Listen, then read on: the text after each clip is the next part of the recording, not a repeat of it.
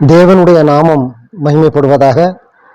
இன்றைக்கு பார்த்தீங்கன்னா நம்முடைய வேத வாசிப்பும் தியானத்துக்கும் நான் எடுத்துக்கொண்ட பகுதி ஏசாயாவின் புஸ்தகம் 33ஆம் அதிகாரம் 15-16. 16வது வசனத்தில் இப்போ பார்த்தீங்கன்னா, அவன் உயர்ந்த இடங்களில் வாசம் பண்ணுவான், கண்மலைகளின் அரண்கள் அவனுடைய உயர்ந்த அடைக்கலமாகும், அவன் அப்பம் அவனுக்கு கொடுக்கப்படும், அவன் தண்ணீர் அவனுக்கு நிச்சயமாய் கிடைக்கும். பரலோகத்திலிருந்து தேவன் இவ்விதமாக ஒரு மனுஷனுக்கு கொடுக்கிறது தான் இங்கே சொல்லியிருக்கிறது.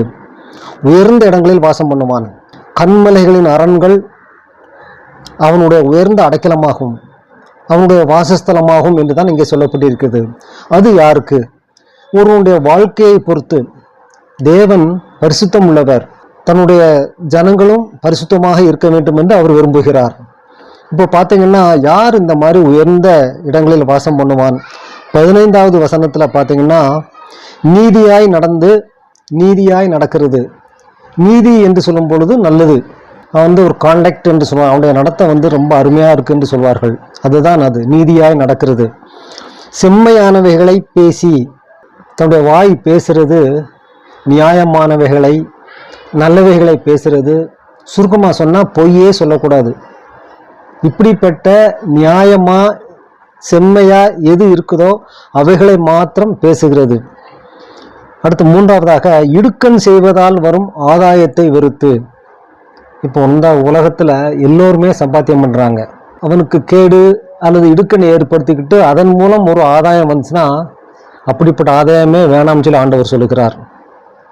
அப்படிப்பட்ட அந்த ஆதாயத்தை வெறுத்து. இப்போ பார்த்தீங்கன்னா, அநேக குடும்பங்கள்ல சொத்து சம்பந்தமான பிரச்சனை இருக்கிறது. இது தவறு. அதனால ஒருவனுக்கு இடுக்கண் செய்ததினால் வரும் ஆதாயத்தை வெறுத்து. அடுத்தபடியாக, பரிதானங்களை வாங்காதபடிக்கு தன் கைகளை உதறி. பரிதானம் என்று சொன்னால் லஞ்சம் வாங்குறது.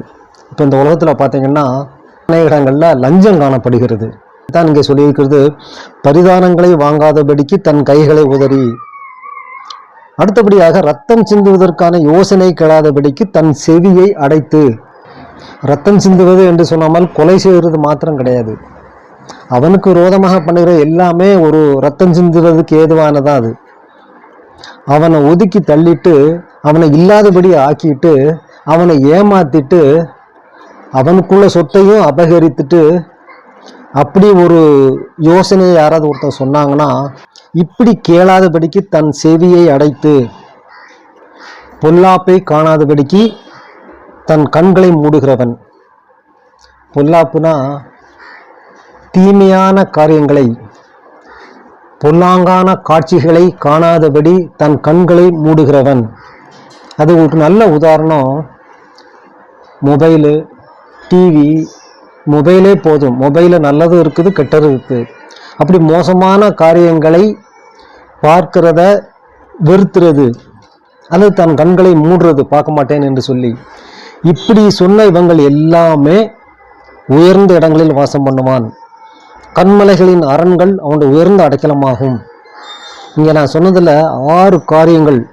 இந்த 6 காரியங்களையும் செய்யாமல் தேவனுக்கு பிரியமாக வாழும் பொழுது அவன் இவ்விதமாக ஒரு பெரிய ஸ்தானத்தை பெறுவான். ஸ்தானம் என்று சொல்லுவிட கடவுளத்திலிருந்து பெறுகிற ஒரு பெரிய ஆசீர்வாதத்தை அவன் பெற்றுக்கொள்வான். இது மனுஷனால முடியவே முடியாது. இதே அதிகாரம் 33ஆம் அதிகாரத்தில் 2வது வசனத்தில், ஆண்டவரை சார்ந்து இருக்க வேண்டும். கர்த்தாவே எங்களுக்கு இறங்கும், உமக்கு காத்திருக்கிறோம். எதற்காக? இப்படிப்பட்ட நல்ல காரியங்களை செய்வதற்காக. ஆண்டவர் நம் பட்சத்தில் இருக்கணும், ஆண்டவர் நம்மை வழிநடத்த வேண்டும். அவருக்காக காத்திருந்து அவர் நம்மை வழிநடத்துவதற்காக தன்னை அர்ப்பணித்து ஒப்பு கொடுக்கிறவன் இவ்விதமாக உயர்ந்த ஸ்தானத்திலே வைக்கப்படுவான். அங்கே 6 காரியங்கள் என்று சொல்லும்போது, கால் சொல்லியிருக்கிறது, வாய் சொல்லியிருக்கிறது, இருதயம் சொல்லியிருக்கிறது, அடுத்தபடியாக கை, காது, கண். இவைகள் மூலமாகத்தான் ஒரு மனுஷன் தீட்டுப்படுகிறான். பரலோகத்தின் தேவனுக்கு விரோதமாக அவன் பாவம் செய்கிறான். இவைகளையெல்லாம் விட்டு ஆண்டவருக்கு பிரியமாக இருக்க வேண்டும் என்றுதான் இன்றைய நாளிலே இந்த வேதவசனம் நமக்கு வலியுறுத்துகிறது.